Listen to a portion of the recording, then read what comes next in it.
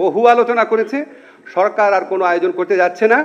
এই রাজনৈতিক দলগুলা, যারা ফ্যাসিবাদ বিরোধী রাজনৈতিক দলগুলো আছে, ওনারা 15 বছর নিজেরা আলোচনা করে বহু গুরুত্বপূর্ণ সিদ্ধান্ত নিয়েছেন। ওনারা অত্যন্ত প্রতিকূল সময়ে একসাথে আন্দোলন করেছেন, একসাথে নির্যাতনের শিকার হয়েছেন।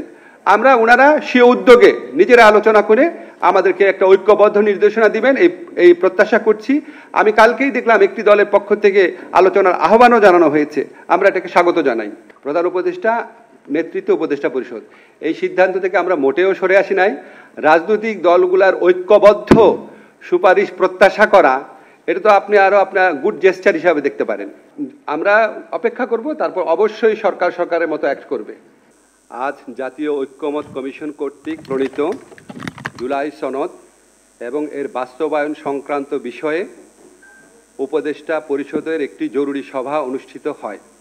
সভায় সংস্কার বিষয়ে ঐক্যমত স্থাপনের প্রচেষ্টার জন্য এবং বহু বিষয়ে ঐক্যমত প্রতিষ্ঠার জন্য জাতীয় ঐক্যমত্য কমিশন ও রাজনৈতিক দলগুলোর প্রতি ধন্যবাদ জ্ঞাপন করা হয়। উপদেষ্টা পরিষদের সভায় ঐক্যমত কমিশনের প্রস্তাবিত জুলাই জাতীয় সনদ, সংবিধান সংস্কার আদেশ চূড়ান্তকরণ এবং এতে উল্লেখিত গণভোট আয়োজন ও গণভোটের বিষয়বস্তু নিয়ে আলোচনা করা হয়। সভায় লক্ষ্য করা হয় যে ঐক্যমত কমিশনে দীর্ঘদিন আলোচনার পরও কয়েকটি সংস্কারের সুপারিশ বিষয়ে ভিন্নমত রয়েছে। গণভোট কবে অনুষ্ঠিত হবে এবং এর বিষয়বস্তু কি হবে, এসব প্রশ্নে রাজনৈতিক দলগুলোর মধ্যে যে মতভেদ দেখা দিয়েছে, সেজন্য সভায় উদ্বেগ প্রকাশ করা হয়।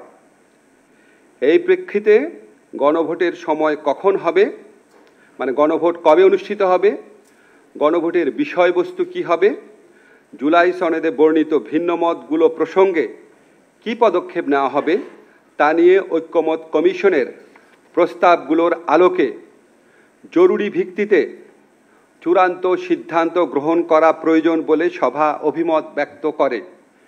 এসব ক্ষেত্রে ফ্যাসিবাদ বিরোধী আন্দোলনের দীর্ঘদিনের মিত্র রাজনৈতিক দলগুলোকে স্বীয় উদ্যোগে নিজেদের মধ্যে আলাপ আলোচনা করে সম্ভাব্য দ্রুততম সময়ে, সম্ভব হলে আগামী 1 সপ্তাহের মধ্যে সরকারকে ঐক্যবদ্ধ দিক নির্দেশনা প্রদান করার আহ্বান জানানো হয়।